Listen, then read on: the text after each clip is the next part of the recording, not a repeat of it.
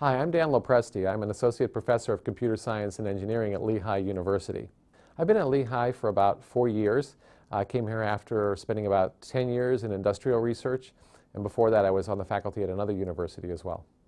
I do research in a field that's known as pattern recognition, and this is an attempt to make computers as good at recognizing and understanding visual and auditory information as people can naturally do on a day-to-day basis. Electronic voting is a topic that became of recent interest to me. Like many people, I was aware of the 2000 presidential election, the aftermath, the recount in Florida, and then the government's later attempts to implement electronic voting on a large scale. The controversy that ensued when it became clear that many of these systems really were not very well thought out and were implemented too hastily and without the advice of experts in the field of computer science and computer security research. We're beginning to focus now on the question of how to handle the paper trail, the paper artifact that now almost everyone agrees is a necessary component to having a safe, secure, trustworthy voting system. Paper seems absolutely fundamental in some part of the process, and there are a couple different ways you can use paper in a voting system, but I think the experts now are in uniform agreement that one way or another you have to have paper, or at least a physical artifact of the voter's intent. Something that is actually visible and can be held and that people can look at and actually convince themselves that this is the way that this particular individual has voted. There's no way to build a 100% guaranteed perfect voting system. That kind of security just is not possible.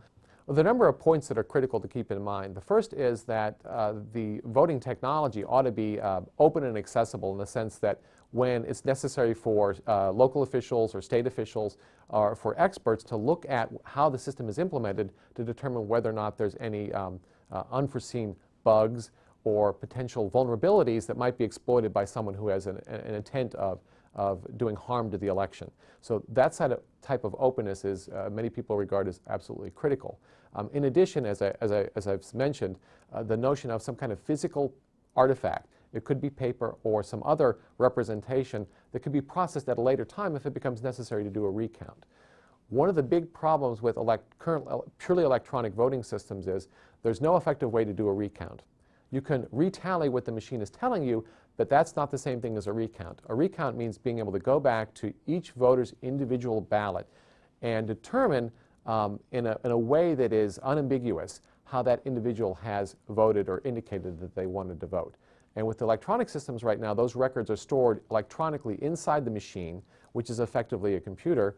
And as a result, if there are issues with regard to the bugs in the software or potentially a hacker has actually compromised the system, those electronic records can no longer be trusted at that point. They might not reflect the voter's actual intent. And that's why the paper artifact or some physical record of the vote is absolutely vital. Elections seem like a relatively simple thing, and we've been doing them for hundreds of years. So it's a little misleading, maybe a little bit easy to underestimate the challenges in actually conducting a fair, safe, trustworthy, accurate election. It's critical that we get this right. And it's quite clear that in the first go-around we didn't get it right. I think that's largely because the opinions of experts weren't listened to. We now have a second chance. I'm hoping we won't need a third chance.